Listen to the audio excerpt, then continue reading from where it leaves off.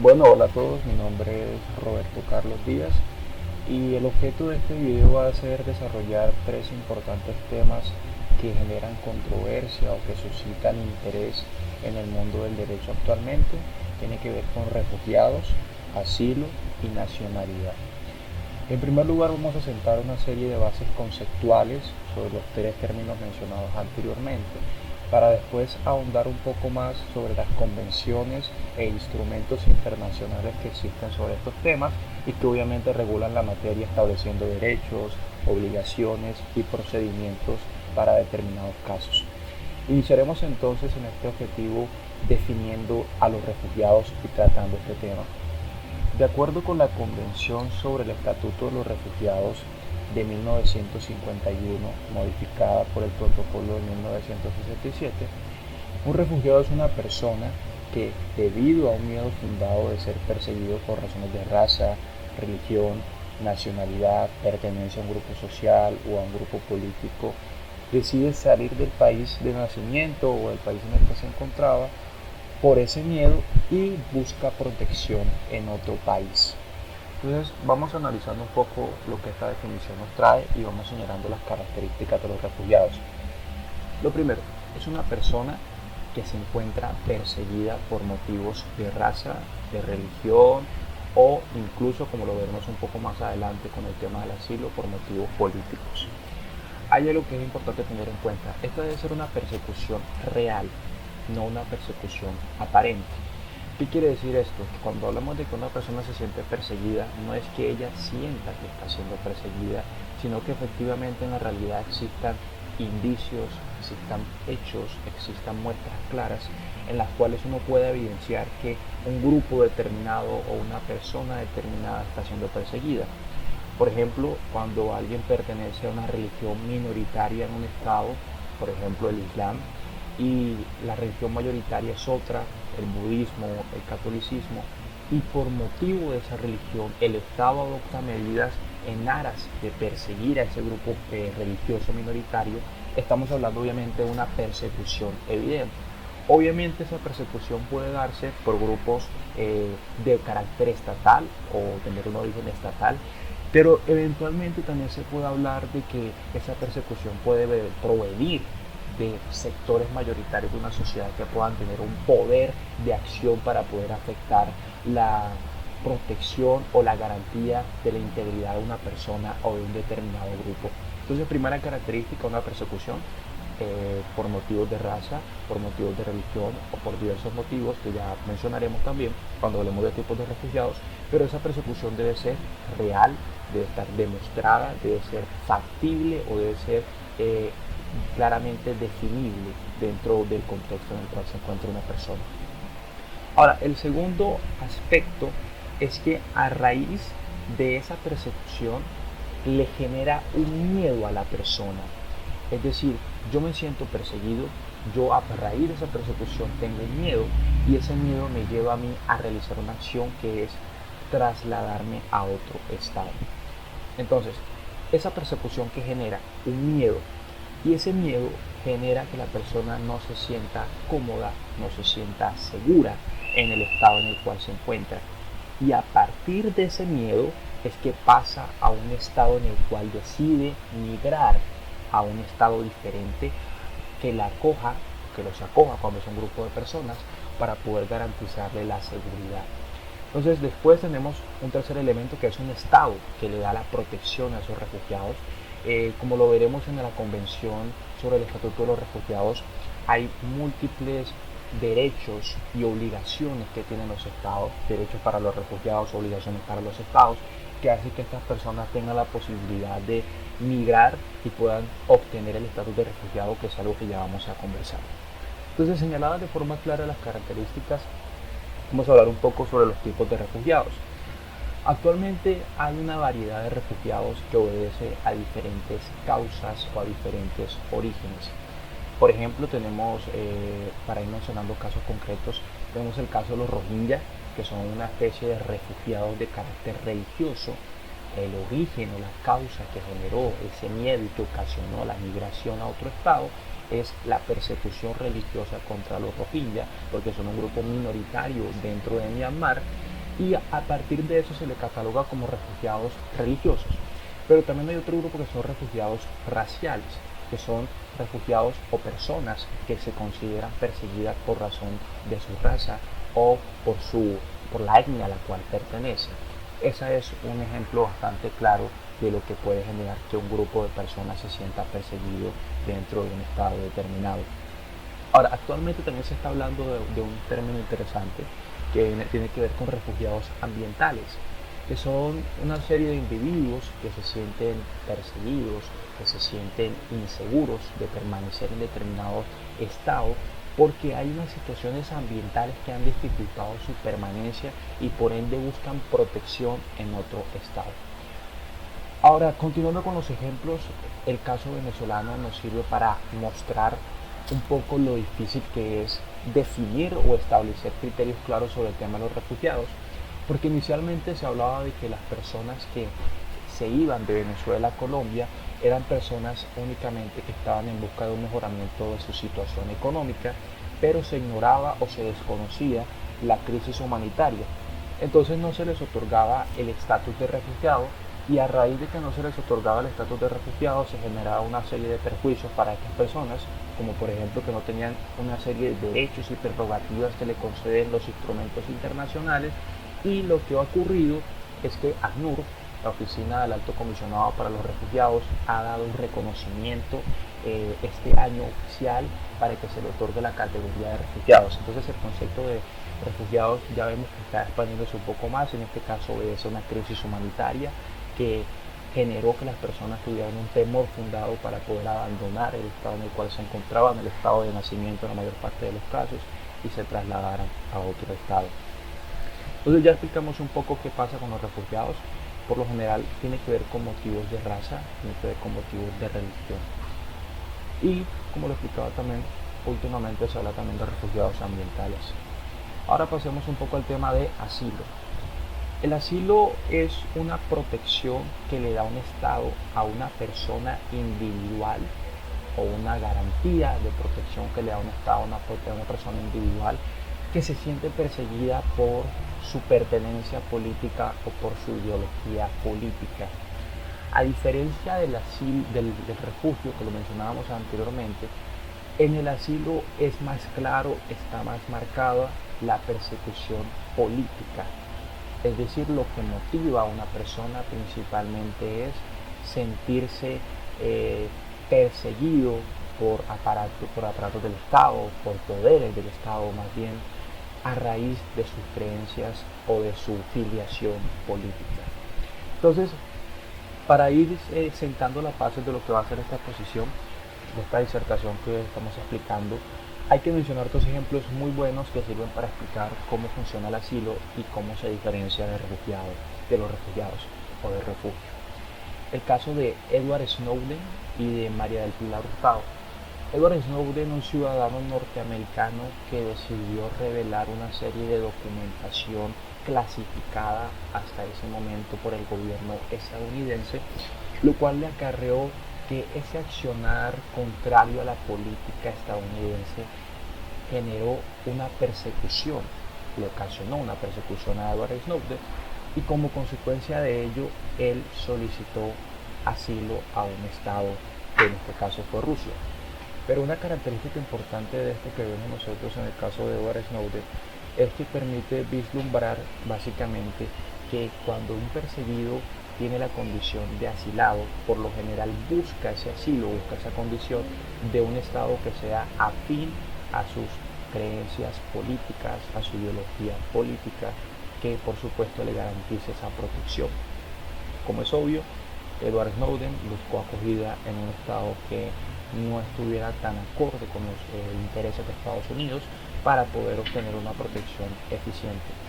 Esto con el refugio no es tan claro, porque con el refugio lo que hacen las personas es que simplemente abandonan el estado en el cual se encuentran y llegan al estado que les quede más cerca, al estado que se les facilite, pero no necesariamente que tenga las mismas creencias religiosas o las mismas creencias políticas. En el asilo esto es importantísimo, porque eso le garantiza a la persona perseguida política que va a ser protegida y que no va a ser objeto de extradición por parte del Estado al cual está solicitando el asilo. Entonces es una diferencia importante a tener en cuenta. El otro ejemplo es de María del Pilar Hurtado, una funcionaria colombiana, directora del DAS en su época, en la época del gobierno de Estados Unidos, de Álvaro Uribe, perdón, generó que una serie de investigaciones y ella finalmente decidió abandonar el país por considerarse perseguida política y solicitar asilo en Panamá. Ahora, para sintetizar entonces, diferencias y similitudes entre refugio y asilo. En el refugio tenemos un origen principalmente humanitario, principalmente religioso, racial, étnico. En el asilo, un origen marcadamente político. Similitudes, en ambos casos, estamos hablando de que se sienten perseguidas las personas por motivos diferentes, pero en ambos casos existe un temor que ocasiona que las personas abandonen su estado de origen. Ahora pasemos a la nacionalidad. Es un tema supremamente importante para poder entender todo lo que vamos a desarrollar dentro de esta exposición. Bien, lo primero sea señalar cuál es la definición de nacionalidad. Existen diferentes conceptos, pero entre esos diferentes conceptos de nacionalidad hay una serie de coincidencias que ya mencionaremos. Lo primero, señalar que la nacionalidad es la condición particular de los habitantes de una nación. Esta es una definición genérica, pero podríamos mencionar, para ser más claros, que la nacionalidad es un vínculo entre los miembros de un Estado, un vínculo político, sociológico y jurídico. Ahora veamos qué tiene que ver eso de vínculo político, sociológico y jurídico, que en últimas implica la unión entre los individuos con el Estado o aquello que vincula a los individuos con el Estado. Es un vínculo primero político, porque a raíz de una nacionalidad, a raíz de la pertenencia a un Estado y el vínculo que se tiene la posibilidad de elegir a los dirigentes, a los gobernantes de determinado Estado. Pero además se obtiene la posibilidad de ser elegidos. Es el aspecto del vínculo político de elegir y ser elegidos en cargos de carácter público en un Estado. Además es un vínculo sociológico. ¿Por qué es un vínculo sociológico?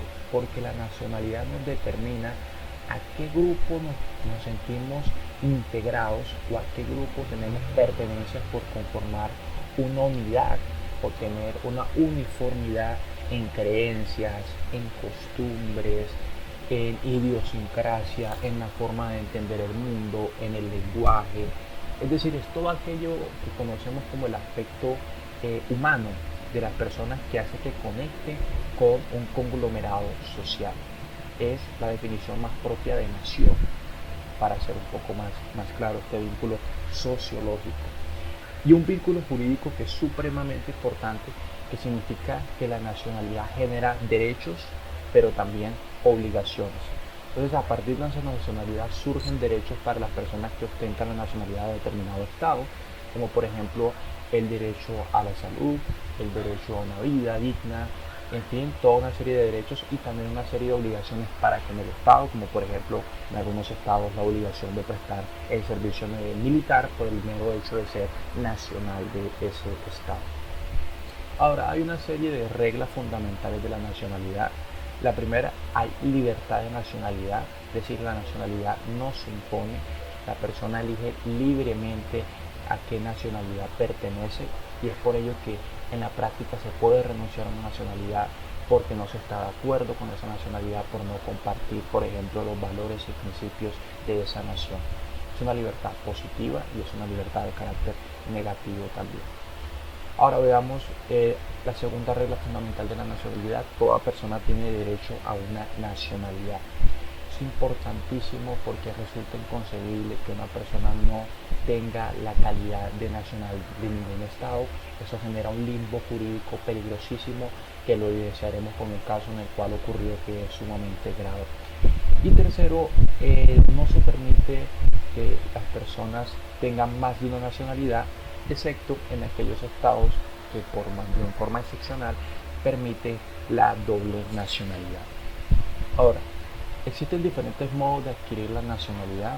Existen modos originarios, existen modos derivados. ¿Cuáles son esos modos originarios? Los modos originarios se refieren al ius sanguinus, ius soli, y se refiere a básicamente esos dos, sí, ius sanguinus y ius soli. Ius sanguinus se refiere al derecho de sangre, es decir, al vínculo que yo tengo con mis padres y pertenezco a una nación porque mis padres también pertenecen a esa nación. Ius soli se refiere al derecho del suelo y es adquiero una nacionalidad en razón a el suelo en el cual nací. Y un tercer aspecto, que era el que olvidaba, se refiere a un sistema de carácter mixto que exige tanto el ius sanguinus como el ius soli, que son la manera de adquirir la nacionalidad en algunos estados, y se requiere tanto ser hijo de un nacional de ese estado como haber nacido en el territorio de ese estado. Ahora, los modos derivados de adquirir la nacionalidad, principalmente encontramos uno que es la naturalización, que es la solicitud que se hace en un estado para adquirir su nacionalidad por una formalidad, un escrito que se presenta para que se nos otorgue la nacionalidad. Para cerrar este tema de la nacionalidad, expliquemos un poco de lo que tiene que ver con el caso Haití, República Dominicana. Bien, entonces pasemos a explicar el caso Haití, República Dominicana. ¿Qué pasó en tema de nacionalidad entre Haití y República Dominicana? Lo primero que debemos explicar es que Haití y República Dominicana son dos estados que comparten frontera. En el caso de Haití comparte la frontera con la República Dominicana en el lado derecho, la República Dominicana en lo que viene a ser en los límites izquierdos, en el límite izquierdo para ser un poco más claro. En el caso de la República Dominicana se ha caracterizado por ser un estado que tiene mayor desarrollo económico, mayor crecimiento económico y por supuesto entonces más oportunidades que las que tiene Haití. Haití ha sido catalogado como uno de los estados más pobres de todo el mundo y esto ha generado que muchas personas decidan migrar de Haití a República Dominicana. A raíz de esa migración hay muchas personas de padres haitianos que han nacido en la República Dominicana y que inicialmente por el hecho de haber nacido en la República Dominicana adquirían la nacionalidad de dominicanos. Esa condición de dominicanos cambió con la sentencia 168 de 2013, la sentencia del Tribunal de Constitucionalidad en la cual se generó que la nacionalidad para las personas que nacían en el territorio dominicano no solamente iba determinada por la condición o por el suelo, el lugar en el que nacían, sino que además tenía que ser porque tenían padres dominicanos. Estaba estableciendo entonces de que tenía que conjugarse el ius sanguinus y el ius soli para adquirir la nacionalidad. ¿Cuál es el problema con esto? Que negaba la posibilidad de obtener la nacionalidad a descendientes de padres extranjeros, para ser más claro, a descendientes de padres haitianos. Inicialmente uno podría pensar, listo, no hay tanto problema, ya parte de la migración más importante de Haití a la República Dominicana se dio. No solamente afectaría a las personas que nazcan en un futuro. El problema es que esta sentencia se aplicó y se interpretó de forma retroactiva desde el año 1929. Y todas aquellas personas que nacieron en la República Dominicana siendo de padres haitianos perdieron prácticamente de la noche a la mañana la condición de nacionales dominicanos y tampoco pudieron obtener la nacionalidad de Haití por diferentes factores, como por ejemplo las dificultades de regresar a Haití, el desconocimiento de la lengua de Haití, que en buena parte es el creole y también el francés, y eso generó que tampoco existiera esa posibilidad de solicitar la nacionalidad haitiana. ¿Qué terminó pasando? Que esas personas están hoy en día todavía en el limbo porque no tienen una nacionalidad, algo absurdo y algo inconcebible en el mundo en el que nos encontramos. Esas personas, al no tener nacionalidad, como lo mencionábamos anteriormente, la nacionalidad es un vínculo político, social y jurídico. Sobre todo los jurídicos, al no tener esa nacionalidad, pierden los derechos. y tienen dificultades para poder acceder al sistema de salud, tienen dificultades para poder obtener un trabajo, tienen dificultades de todas clases, dificultades inimaginables, algo que nosotros damos completamente por sentado en República Dominicana les es negado. Después se intentó enmendar esta situación de que las personas terminaron siendo apátridas porque no tenían ningún tipo de nacionalidad. Pero a pesar de que se generó una legislación que intentaba regular esta situación y buscaba la naturalización de las personas que habían sido afectadas por esa sentencia, no generó el efecto esperado y aún hoy en día hay muchos dominicanos de padres haitianos que siguen sin tener la nacionalidad dominicana. Entonces es un caso muy bueno para explicar cómo funciona la nacionalidad y cómo algo que nosotros damos por descontado en nuestros países, nuestros estados, puede no ser tan obvio y tan claro en otros estados. Bien, para finalizar un poco la parte introductoria de la exposición, vamos a explicar la Convención sobre el Estatuto de los Refugiados de 1951. Bien, la Convención sobre el Estatuto de los Refugiados tiene una serie de antecedentes históricos. Más precisamente tiene un antecedente muy particular que es la Segunda Guerra Mundial, que ocasionó la migración de muchas personas por motivos humanitarios, incluso políticos también en algunos casos, en muchos casos, y generó que se produjera una migración en todo lo que tiene que ver con el continente europeo. Eso generó que se creara una convención, surgiera ACNUR, que ya lo vamos a explicar más adelante, y se estableciera la posibilidad de unos derechos y unas obligaciones para todas esas personas que estaban migrando. Entonces, a partir de ese antecedente histórico claro, pues podemos considerar que surge la Convención sobre el Estatuto de los Refugiados de 1951. Esta convención después fue modificada en un aspecto esencial, y es que inicialmente la convención se aplicaba principalmente, o más bien únicamente, a los estados europeos, al continente europeo. Después, con el protocolo de 1967 fue expandido y se aplica a nivel mundial.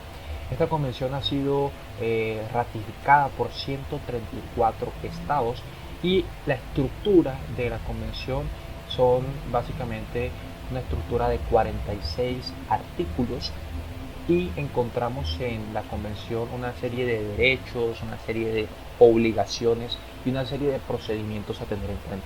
Vamos a mencionar varios derechos. Quizás el derecho más importante que establece esta convención es el derecho de no retorno o derecho de no devolución, que básicamente establece que los estados firmantes tienen la obligación de no devolver a las personas y consecuentemente los refugiados, las personas que se van a otro estado, tienen el derecho a no ser devueltos a su estado de origen porque generaría una afectación muy clara. Ahora, esto se refiere específicamente a que no son devueltos hasta tanto no haya cesado la vulneración o la persecución de la cual son objeto estas personas. También tienen derecho a la educación pública, a la vivienda, a la asistencia pública, al trabajo, y se menciona sobre todo un tema que tiene que ver con la reciprocidad legislativa en muchos de estos derechos, que es básicamente se les reconoce a los refugiados muchas prerrogativas, muchos derechos, dependiendo a la legislación del estado de origen, cómo es el tratamiento a los extranjeros. Si el estado de origen de ese refugiado le otorga una serie de beneficios en materia de trabajo a los extranjeros, por reciprocidad legislativa, el estado que está otorgando la protección y el refugio a una persona va a aplicar esas mismas medidas de protección. En cuanto a algo muy interesante también, ya que mencionamos de forma un poco breve lo que tiene que ver con los derechos, está la expulsión. La expulsión es algo muy claro, y es que en el tema de los refugiados es muy delicado expulsar a una persona, por lo que ya se mencionaba. Es una persona a la cual tiene que ser tratada de forma especial por ser perseguida por razones étnicas, religiosas e incluso, como mencionábamos, también habla de refugiados ambientales. Entonces, como son personas que tienen una condición especial, para que sea una expulsión es necesario que existe una condena en firme en contra de esa persona por haber cometido un delito en contra de cualquier persona dentro de ese estado, en contra del estado, en fin, cualquier delito. Pero además hay algo muy importante para garantizar el derecho de esas personas, y es que no solamente tiene que haber sido condenado, sino que además es necesario que haya agotado todos los recursos que pudiera utilizar para defender su posición, y que si no lo hubiese podido agotar se deba a factores externos a su persona. Si no ha agotado esos recursos, no es procedente la expulsión de acuerdo con la Convención de los Refugiados. Entonces, después de haber explicado eso, vamos a pasar a explicar otras convenciones sobre este tema muy importante. Sobre el Estatuto de los Refugiados. Fue aprobado por la Organización de las Naciones Unidas, ONU. Su fecha de aprobación se da el 31 de enero de 1967. Los estados que hacen parte de este protocolo son 142 estados. Su entrada en vigor se da el 4 de octubre de 1967. ¿Qué contiene o en qué consiste este protocolo? Este protocolo fue redactado debido a que se evidenció la necesidad de atender refugiados fuera de Europa. En principio, solo los europeos que se convirtieron en refugiados antes del 1 de enero de 1951 podían solicitar asilo. Este protocolo elimina las limitaciones geográficas y temporales contenidas en la Convención original, dando así cabida a que se gocen de igual estatuto todos los refugiados comprendidos en la definición de la Convención, independientemente de la fecha límite del 1 de enero de 1951. Ahora, ¿quién protege a los refugiados? Los refugiados los protegen los gobiernos de acogida, que son los principales responsables de la protección de los refugiados. Los 142 países partes de la Convención de 1951 y el Protocolo de 1967, obligados a cumplir sus disposiciones. Y además de esto, el ACNUR. El ACNUR es la Oficina de Alto Comisionado de las Naciones Unidas para los Refugiados. Se creó el 14 de diciembre de 1950, al término de la Segunda Guerra Mundial, para ayudar a los miles de europeos desplazados por el conflicto, dando así origen a la Convención sobre el Estatuto de los Refugiados y al ACNUR. Muchas personas huyen o son desplazadas de sus hogares a otros países donde se pueden considerar refugiados y donde se les pueden garantizar sus derechos básicos sean respetados. Además de esto, el ACNUR garantiza que todas las personas tengan derecho a buscar asilo y a encontrar su refugio seguro en otro estado, con la opción de regresar eventualmente a su hogar. El ACNUR sigue lineamientos y directivas de la Asamblea General de las Naciones Unidas, del Comité Económico y Social de las Naciones Unidas y de su propio Comité Ejecutivo.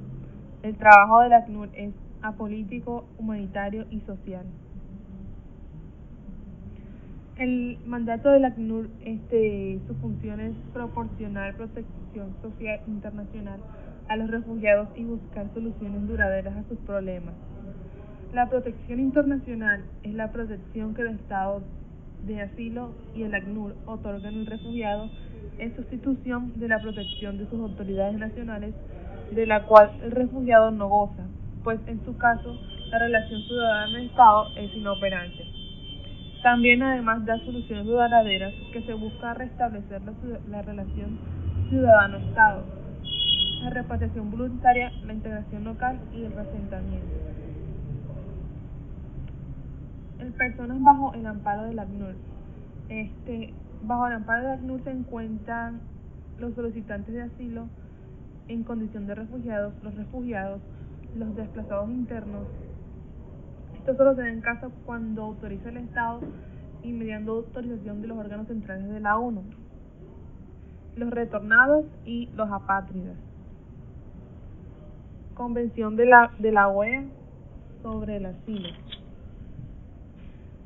Suscrita en La Habana el 20 de febrero de 1928, en la sexta conferencia panamericana, que dice: deseosos los gobiernos de los estados de América de fijar las reglas que deben observar para la concesión de sus relaciones mutuas. Los estados han convenido lo siguiente: no es lícito a los estados dar asilo en legaciones, navíos de guerra, campamentos o aeronaves militares.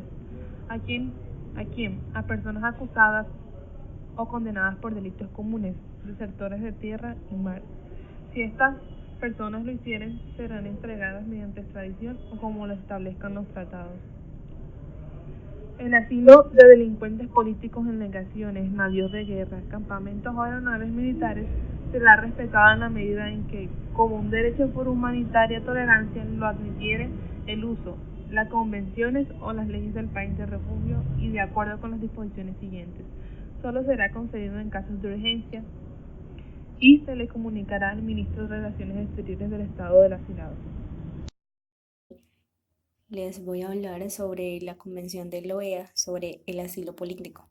Sin embargo, es importante, antes de empezar a hablar de ello, dar unas definiciones referente a qué es el asilo, o sus diferencias, características y principalmente cuál es su origen.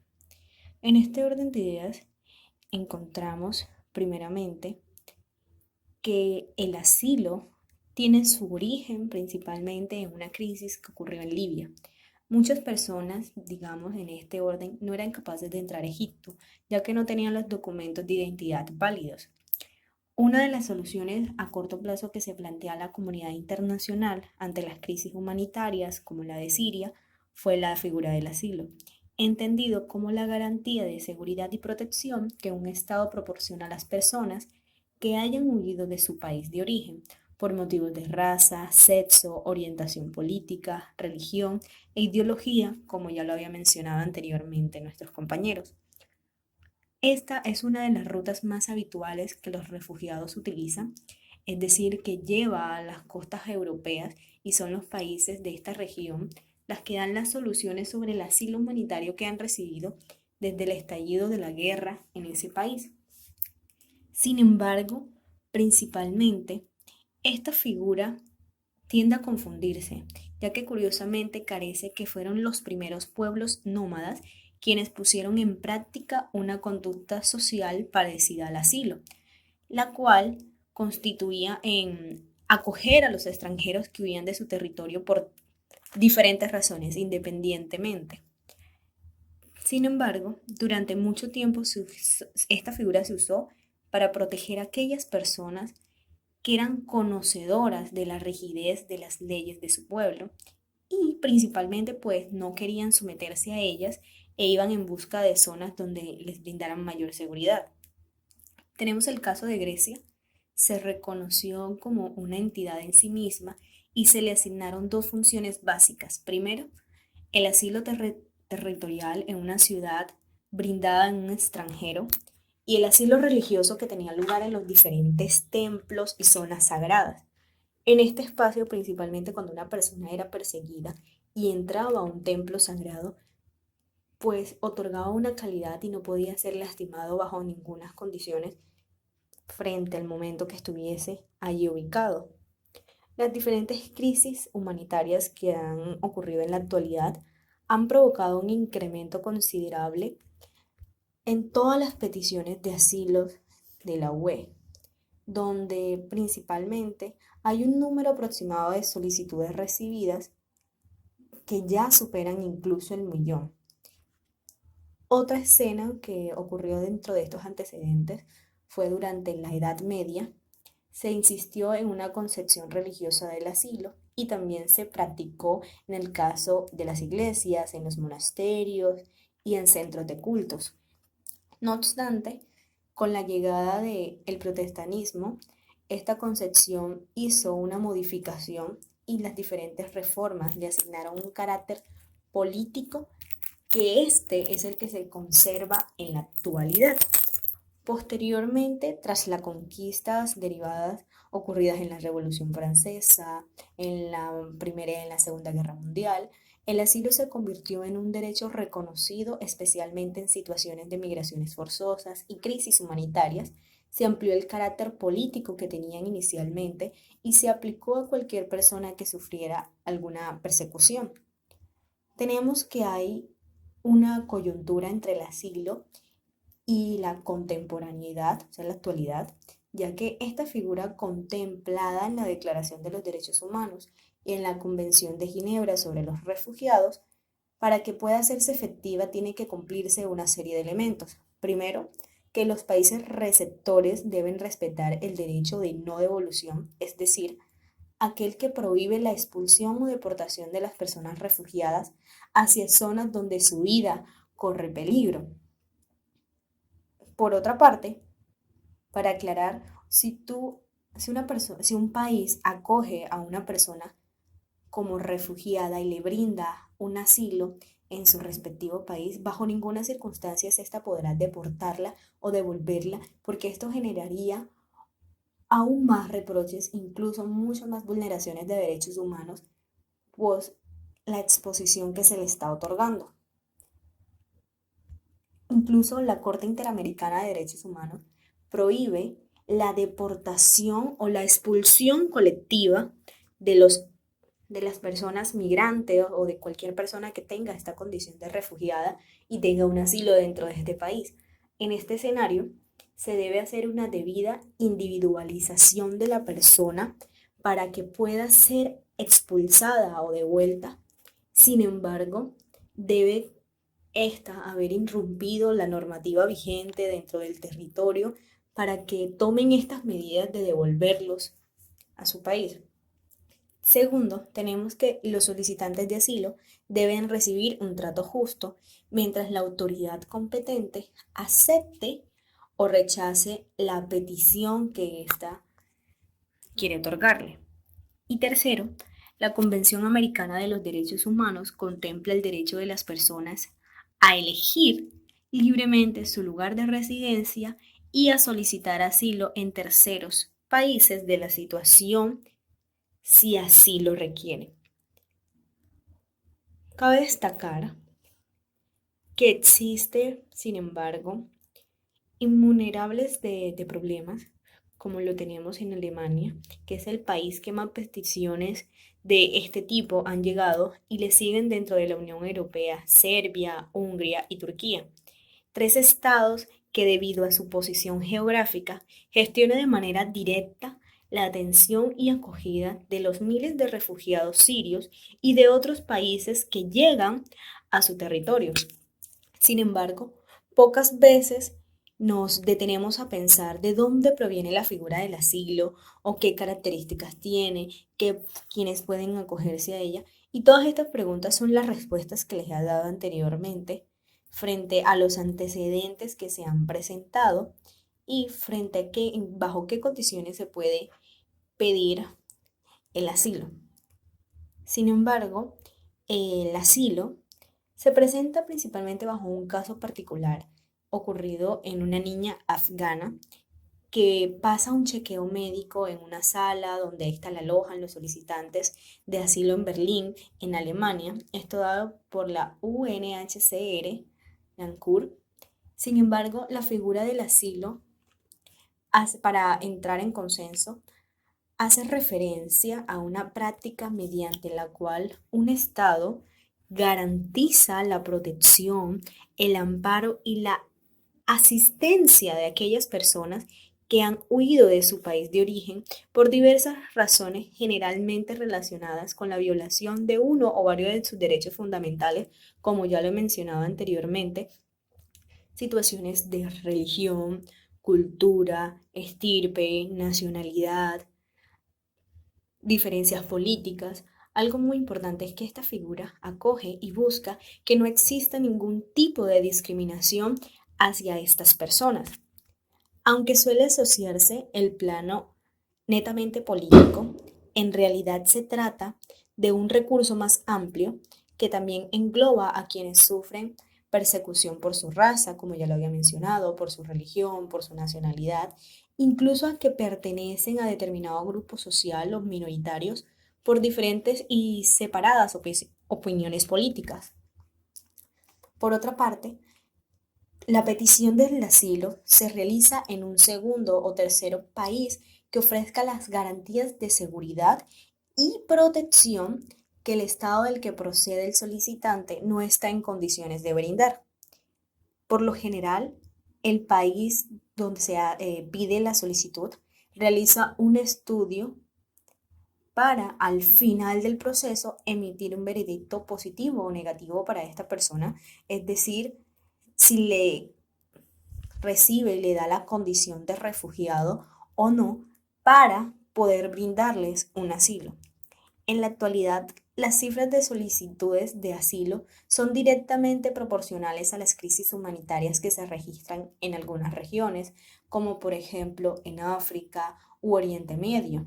¿Por qué? Porque diferentes organizaciones humanitarias, entre las que se encuentra la ANUR, calculan que el año pasado había más de 2 millones de solicitantes de asilo en el mundo. Ustedes se preguntarán por qué relaciono mucho la figura del asilo con la del refugiado y por qué no he entrado en materia con el asilo político. Principalmente porque antes de obtener ese asilo producto de una situación política, es necesario tener la condición de refugiado. Tú haces la solicitud, tu petición, pides refugio en ese tercer país o segundo país independiente de tu país de origen. Tu solicitud, como ya se ha mencionado, le hacen un debido estudio. A partir de este estudio se determina la condición y las razones por las cuales estás pidiendo esta condición de refugiado, que es de cultura, de religión, grupos minoritarios, sociales o políticos.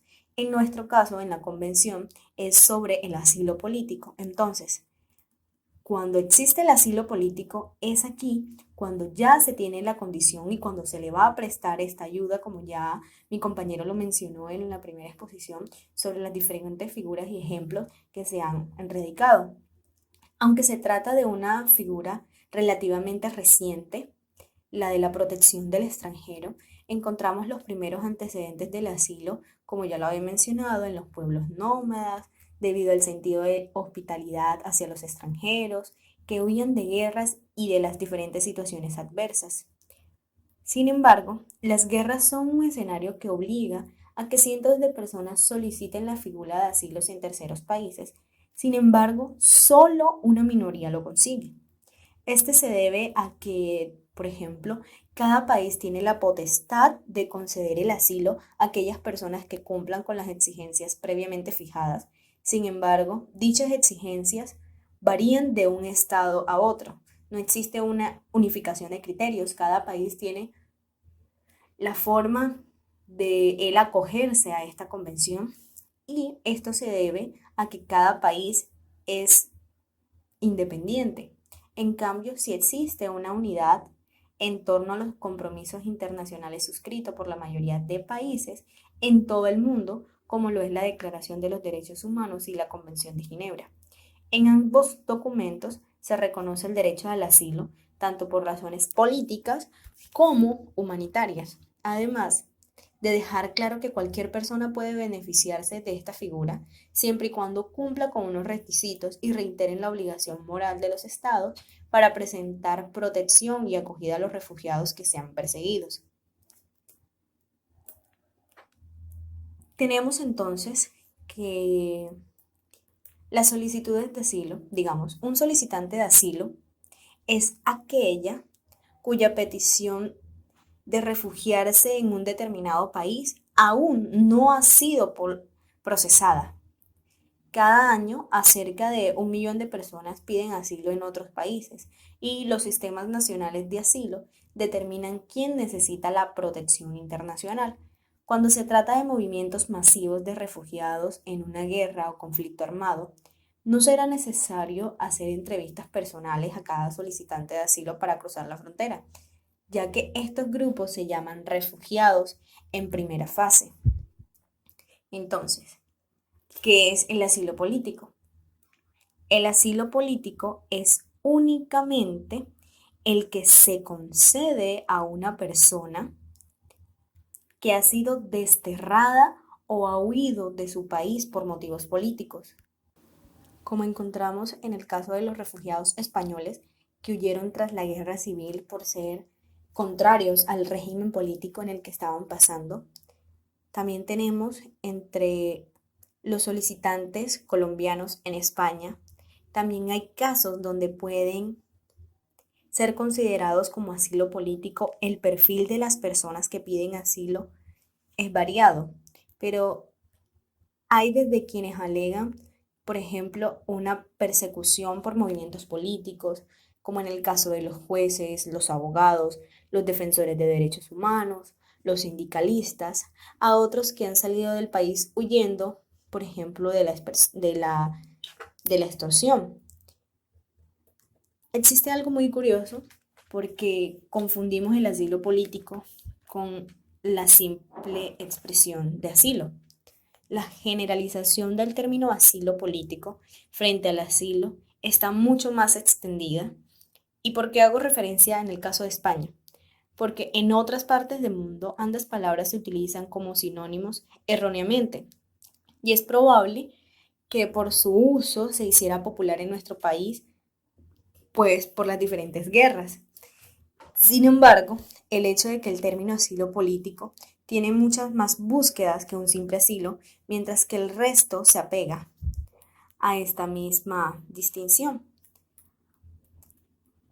En este caso tenemos quién puede pedir asilo en otro país, pues según la ley reguladora del decreto del asilo, pueden pedir asilo en otros países aquellas personas en condición de refugiados. Como ya se lo había mencionado, primero se otorga la condición de refugiado y después se pide el asilo. Esto lo encontramos en la Convención de Ginebra de 1951, quien reconoce como refugiado a toda persona que debido a fundados temores de ser perseguida por motivos de raza, religión, nacionalidad, opiniones políticas, pertenecían a determinado grupo social o de género u orientación sexual, se encuentran fuera del país de su nacionalidad y no puede, a causa de dichos temores, no quiere acogerse a la protección de tal país. Cuando alguien pide asilo en otro país, no se convierte en refugiado hasta que su petición se resuelva positivamente. Mientras tanto, los solicitantes no podrían ser devueltos, expulsados o extraditados y debe evitarse su detención según el derecho internacional. Aunque tenemos el caso de Hungría, que ha creado leyes contrarias a la propia legislación europea para llevar a cabo detenciones masivas en sus fronteras.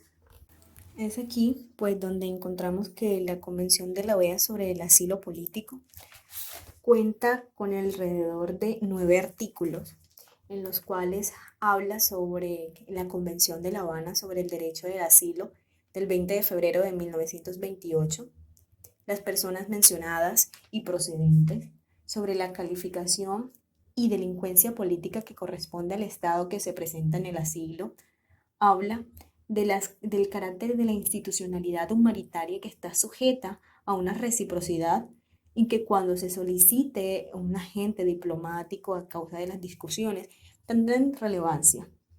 Presentación de la Convención de la Ratificación. La presente convención entrará en vigor en las partes contratantes y habla sobre que esta convención estará sujeta a cualquier tipo de modificaciones. La ley aprobatoria fue la Ley 51 de 1936, en el decreto 23103. La fecha de ratificación fue el 22 de julio de 1936. En esta misma fecha entró en vigor a través de la OEA.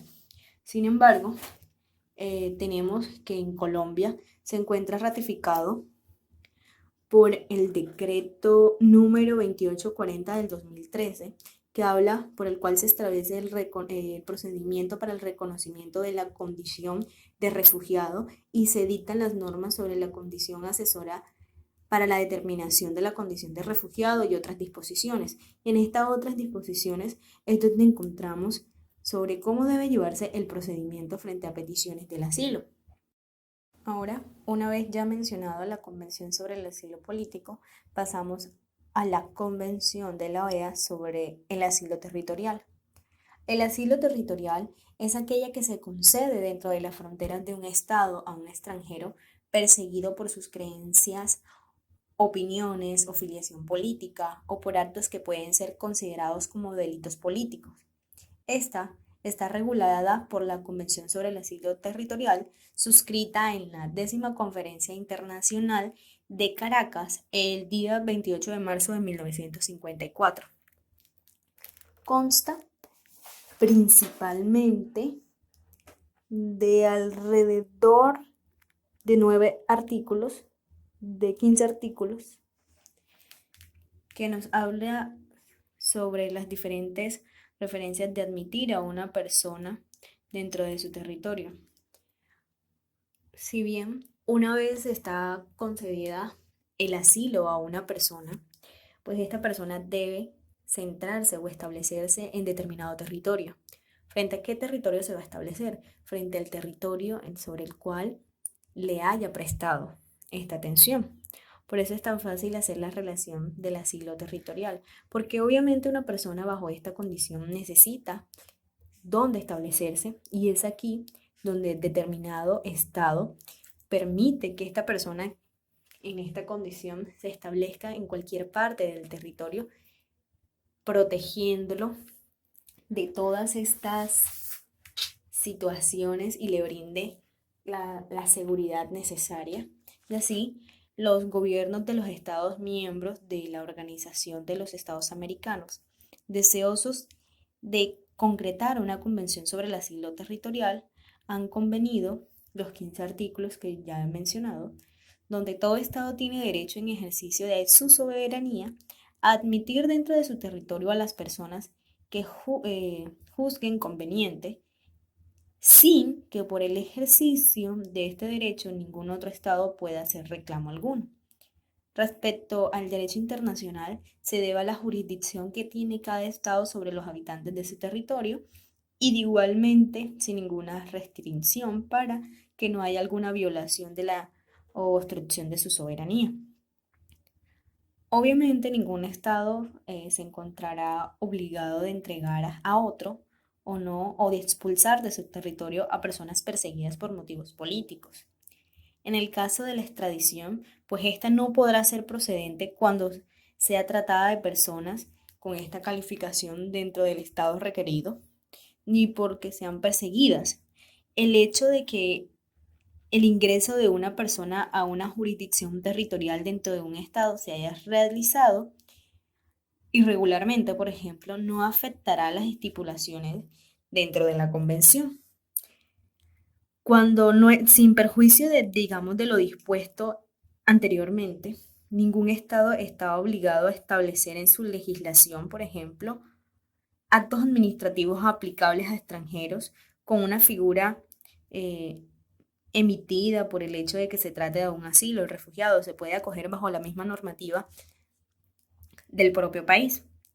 Debe existir una libertad de expresión y de pensamiento y este derecho debe ser reconocido internamente por todos los habitantes del estado en el que él se encuentre a estas personas en esta condición, ya que ningún estado tiene el derecho de pedir a otro que se acorte a los asilos o a los refugiados políticos la libertad de reunión o de asociación.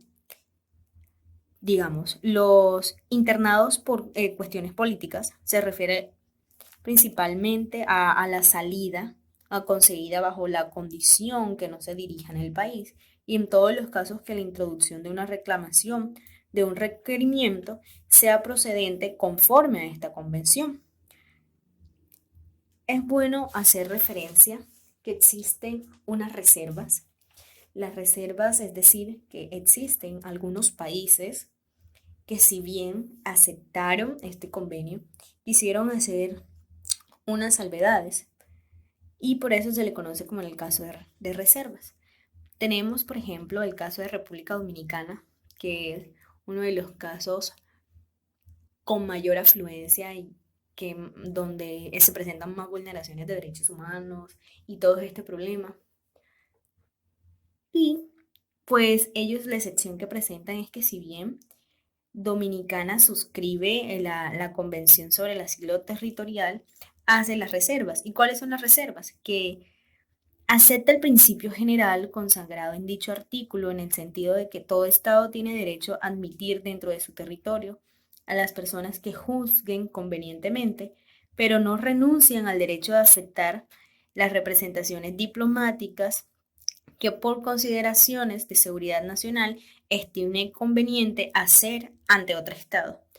Tampoco acepta el segundo párrafo de este artículo en el entendido de que el mismo no afecta las presentaciones de la política de las fronteras y no renuncia al derecho de recurrir a los procedimientos de arreglo pacífico de las controversias internacionales que pudieran seguir de la práctica del asilo territorial. También encontramos Guatemala, que hace reserva frente al artículo tercero, que se refiere a la entrega de personas perseguidas por motivos o delitos políticos, porque acordadamente con las disposiciones dentro de su constitución, sostiene que dicha entrega de perseguidos políticos jamás puede efectuarse y se deja constancia de todo ello. Igual tenemos países como México, Perú, Honduras y Argentina que también hacen este tipo de reservas. Sin embargo, esta convención fue aprobada por la Ley 92 de 1962, fue ratificada el 11 de diciembre de 1969. En esta misma fecha entró en vigor y en Colombia la conocemos con la Ley 92 de 1962, la cual se aprueba la Convención sobre el Asilo Territorial suscrita en la 10ª Conferencia Internacional en Caracas en 1954. Nos habla sobre la Convención del Asilo Territorial y nos presenta estas mismas condiciones. Muchas gracias. Convención sobre la Nacionalidad de la Mujer, suscrita el 26 de diciembre de 1933 en la 7ª Conferencia Internacional Americana, celebrada en Montevideo, Uruguay. Entró en vigor el 29 de enero de 1934 y tiene 17 estados partes. De entrada tenemos que aclarar que esta convención fue importante en su época por cuanto introdujo una serie de prohibiciones en aras de garantizar muchos derechos de las mujeres, pero en la actualidad se encuentra un poco relegada por otras disposiciones que son mucho más completas, como la Convención sobre la Eliminación de todas las formas de discriminación contra la mujer, la cual fue adoptada por la Asamblea General en la Resolución 34-180 de fecha 18 de diciembre de 1979 y que entró en vigor el 3 de diciembre de 1981 de conformidad con el artículo 27 de esta convención. No obstante, la Convención sobre la Nacionalidad de la Mujer aún juega un papel bastante determinante por cuanto en su época sembró un hito histórico que en la actualidad todavía tiene serias repercusiones en aras de garantizar muchos de los derechos de las mujeres. Nos haremos una gran pregunta y es ¿en qué consiste esta Convención sobre la Nacionalidad de la Mujer? Pues bien, según el artículo primero, se establece una prohibición de hacer distinciones basadas en el sexo o en la nacionalidad, sea en la legislación o sea en la práctica. Entonces, en la legislación, ¿cómo puede haber una discriminación hacia la mujer? Por ejemplo, en México, hasta el año 1999, la mujer que se casara con un ciudadano mexicano tenía que adquirir la nacionalidad mexicana por obligación. Entonces, esto era algo bastante discriminatorio hacia la mujer, por cuanto esta misma condición no estaba vigente o establecida en tratándose para los hombres. O en la práctica también pueden ocurrir otras situaciones que pueden que vulneren los derechos de las mujeres en tratándose el tema referente a la nacionalidad. Pero existe un procedimiento para ratificar esta Convención sobre la Nacionalidad de la Mujer, el cual lo encontramos en el artículo segundo, que dice: la presente convención será ratificada por las altas partes contratantes de acuerdo con sus procedimientos constitucionales. Y como muy bien lo sabemos, cada estado tiene unos procedimientos constitucionales para ratificar los acuerdos, tratados o convenciones que suscriban sus plenipotenciarios. Para el caso de Colombia, por ejemplo, existe un procedimiento constitucional para la ratificación de un tratado, acuerdo o convención. Es decir, no basta para entrar al ordenamiento jurídico el hecho de la suscripción, sino la ratificación. Entonces, de ahí que sea importante que esto se haga de acuerdo a los procedimientos constitucionales de las altas partes contratantes. Y una vez ratificados, estos se deberán depositar en la Unión Panamericana, que tiene su sede en Washington. Así lo establece el artículo segundo de la Convención sobre la Nacionalidad de la Mujer. Pero algo también de suma importancia es la vigencia, porque nos preguntaremos, ¿y si se celebró en el año 1933, a partir de cuándo empezó su vigencia. Ya lo mencionábamos al iniciar, dijimos que entró en vigor el 29 de enero de 1934, pero nos dice algo especial en cuanto a la vigencia en el artículo 3 de esta convención, y es que las partes contratantes se calculará la vigencia en el orden en que depositen sus ratificaciones. ¿Puede esta convención ser denunciada? Antes de entrar a explicar si esta convención puede ser denunciada o no, entendamos qué se comprende o qué se entiende por una denuncia de una convención. Y ahí nos podemos referir entonces a que la denuncia en el derecho internacional público es la declaración unilateral a través de la cual un Estado decide retirar su consentimiento a un tratado internacional. Es decir, se rompe la obligación que suscribe un Estado y entonces a través del mismo ya no existe un vínculo que lo obligue a seguir en cumplimiento de esa convención, tratado o convenio internacional que se haya suscrito. Y esto se hace con base en el principio de soberanía de los estados. Ahora sí podemos entrar a analizar si esta convención puede o no ser denunciada, y a lo cual debemos responder afirmativamente, es decir, sí puede ser denunciada esta convención, y así lo establece el artículo 4. Pero también hay algo bastante determinante en tratándose de esta convención, y es que si tiene un carácter abierto o cerrado. Antes también vamos a explicar un poco en qué consiste una convención abierta o cerrada. Una convención es abierta cuando con posterioridad a la fecha en que se suscribe o entra en vigor un Estado que no la ha suscrito y que hasta el momento de la entrada en vigor aún no la ha ratificado, puede entonces adherirse. O es cerrada cuando únicamente se pueden adherir en la fecha en que se suscribe o en la fecha en que se ratifica. Con posterioridad a esas fechas, tal vez no lo puede hacer por el carácter de cerrado que puede que tenga. Pues bien, esta convención es abierta, es decir, se permite la adhesión de otras partes aún con posterioridad a la fecha de suscripción o entrada en vigor. Quiere ello decir de que si esta convención se celebró en el año 1933 y entró en vigor en 1934 y un Estado que hasta ese momento no la haya suscrito o no la haya ratificado, aún tiene la posibilidad de adherirse. Y esto se da por el hecho de que la misma convención tiene prevista esta situación, lo que le permite entonces a cualquier Estado, como ya lo hemos mencionado, que a la fecha de la suscripción o entrada en vigor de esta convención no la haya firmado o no la haya ratificado, pues bien puede adherirse, porque es algo que la misma convención, por disposición expresa en el artículo 5, lo permite. Ahora, ¿cuál es la importancia que ha tenido esta convención desde su vigencia? Esta convención tiene una importancia porque es que para la época se presentaban muchas vulneraciones de los derechos de las mujeres en tratándose de la nacionalidad, y por ello marcó un hito, un precedente bastante importante y fundamental en materia de protección y garantía de los derechos de las mujeres. Convención sobre el Estatuto de los Apátridas de las Naciones Unidas. Esta convención fue adoptada en Nueva York, Estados Unidos, el 28 de septiembre de 1954 y la entrada en vigor fue el 6 de junio de 1960. Esta convención fue aprobada en Colombia mediante la Ley 1588 el 19 de noviembre de 2012. ¿Cuál es la finalidad de esta convención?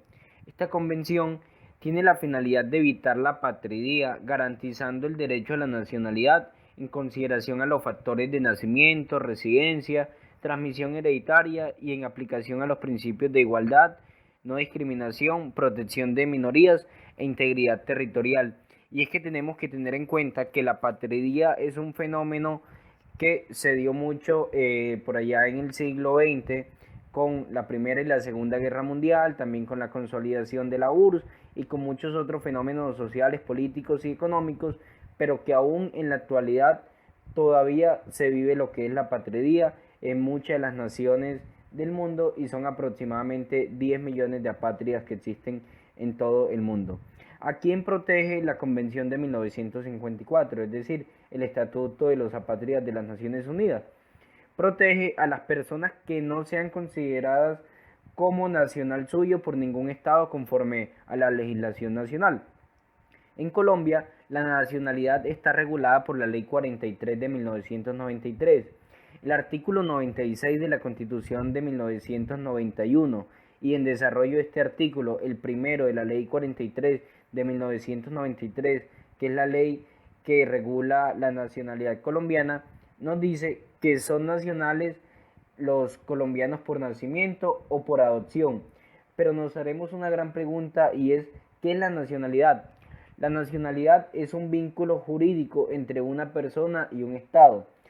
¿Cuáles son las repercusiones que tiene la nacionalidad? Es que la nacionalidad otorga un sentido de identidad, es decir, un sentido de obligación, pero también de respeto hacia el Estado del cual nosotros somos nacionales.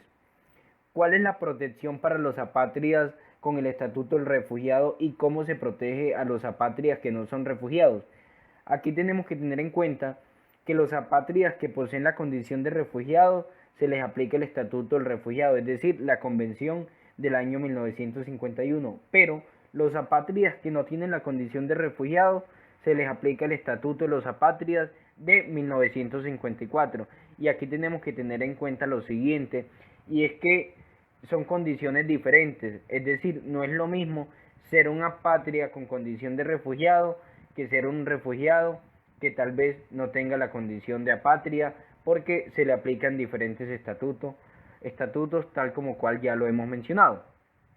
¿Cuáles son los derechos de los apátridas reconocidos en la Convención de 1954? Esta es una gran pregunta a la cual podemos responder diciendo que esta convención reconoce a los apátridas que son más vulnerables que los extranjeros y prohíbe que un apátrida sea tratado peor que un extranjero que posee nacionalidad. Además, esta convención reconoce los siguientes derechos, como asistencia administrativa, derecho a documentos de identidad y de viaje, y los exime de los requisitos de reciprocidad. Y es que hay que tener en cuenta lo siguiente: uno de los principales obstáculos que tienen los apátridas es que no pueden viajar debido a que no cuentan con los documentos necesarios para transportarse por vía aérea, marítima o terrestre. Entonces, por ejemplo, al no contar con el pasaporte o la visa, según sea el caso, no pueden viajar de un lugar a otro, y esto sin duda alguna limita un poco sus derechos y ocasiona un poco de frustración al no poder desplazarse al lugar a donde la persona que tiene la condición de apátrida desee, porque tiene una limitación en cuanto a los documentos necesarios para realizar un viaje. ¿Por qué los apátridas necesitan protección? Porque la Declaración de los Derechos Humanos afirma que toda persona tiene derecho a la nacionalidad y los estados tienen unas obligaciones. Ya vamos a ver más adelante cuáles son esas obligaciones que tienen los estados, pero por ahora lo que podemos decir es que todas las personas tienen derecho a la nacionalidad. Por lo tanto, y en consecuencia, es injustificable que una persona tenga la condición de apátrida, siendo este un derecho, es decir, el de la nacionalidad, un derecho de carácter universal y que por ende le pertenece a todas las personas. La convención obliga a los estados a otorgar la nacionalidad a los apátridas. Quizás esta es una pregunta que nos haremos todos con ocasión del estudio del Estatuto de los Apátridas de las Naciones Unidas, pero debemos responder negativamente, es decir, esta convención no obliga a los estados a otorgar la nacionalidad a las personas que tienen la condición de apátridas. No obstante lo anterior, sí solicitan a los estados que los protejan, es decir, que los acojan, que facilite su integración y la naturalización de los apátridas en la medida en que resulte posible. ¿Cuál es la importancia de la Convención de los Apátridas en la actualidad? La importancia radica en que los apátridas la Convención de los Apátridas de 1954 es el principal instrumento internacional que regula el estatuto de los apátridas que no son refugiados. No obstante, debemos decir que este no es el único tratado, estatuto o convención que protege a las personas que tienen la condición de apátrida, por cuanto hay otros instrumentos de carácter nacional e internacional que también se encargan de proteger a las personas que tienen la condición o el estatus de apátrida. Otra gran pregunta que nos podemos hacer referente a este tema es que si se puede excluir a una persona de su condición de apátrida, a lo cual debemos responder afirmativamente, es decir, sí. Y esto se debe por la comisión de delitos contra la paz, un crimen de guerra o un crimen de lesa humanidad. Ahora, Haciendo un análisis de cuál es la situación de los apátridas en el mundo y en Colombia, debemos decir que en la actualidad existen aproximadamente 10 millones de apátridas en el mundo. Según Naciones Unidas, los países con más apátridas son Birmania, Costa de Marfil, Letonia, Estonia y República Dominicana. ¿Y cuál es la situación de los apátridas en Colombia? Actualmente y desde los últimos años, más exactamente desde el 2015, con toda la ola de inmigrantes, principalmente del vecino país de Venezuela, se han presentado muchos movimientos masivos de población y en ese sentido son muchos los niños que han nacido en Colombia y que no han logrado adquirir la nacionalidad colombiana. En consecuencia, hay cerca de 20.000 niños en condición de apatridía, pero la condición de apatridía tiene serias repercusiones en materia de garantía y efectividad de los derechos reconocidos por instrumentos nacionales e internacionales. Y es que estas personas que tienen esta condición tienen unas limitaciones en cuanto, por ejemplo, acceder a los derechos de educación, salud, vivienda, recreación, entre muchas otras categorías de derechos que tienen especial importancia por cuanto permiten el desenvolvimiento de la persona humana con sus semejantes, pero también permiten entonces que se puedan educar, que puedan tener de pronto alguna atención médica en caso de alguna emergencia o que puedan trasladarse de un lugar a otro sin ningún miedo o alguna limitación a la indocumentación que de pronto puedan tener por estar en condición de apatridía. Entonces, de ahí la importancia de esta convención de 1954, que aún no ha perdido vigencia, por cuanto, tal como ya lo hemos mencionado, el fenómeno de los apátridas aún no es algo que se ha extinguido en el mundo, sino que cada día, con las masivas movilizaciones de las personas de un lugar a otro, tenemos que son muchos más los apátridas y por supuesto estas personas necesitan una atención especial y aquí cobra especial importancia la ACNUR de las Naciones Unidas.